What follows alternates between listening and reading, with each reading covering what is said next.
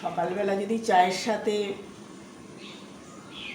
মানে গরম গরম চায়ের সাথে যদি একটা পাঁপড় ভাজা বা এই ধরনের কিছু থাকে তাহলে চাটা জাস্ট জমে যায়। যদিও উচিত না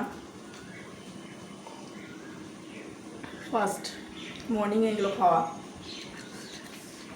কিন্তু আমার এইরকম উদ্ভটে জিনিস দিয়ে খেতেই ভালো লাগে সকালবেলা, মানে এটা দিয়ে আমার সকাল শুরু হয়।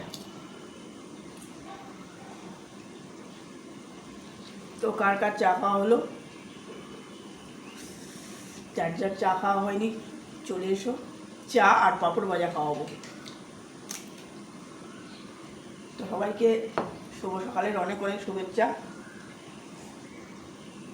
তার সাথে গরম চা পাঁপড় ভাজা খাওয়ারও আমন্ত্রণ রইল। সবাই চলে এসো, আমি প্রায় তৈরি, ডিউটি বেরোবো। তো টাটা সবাইকে।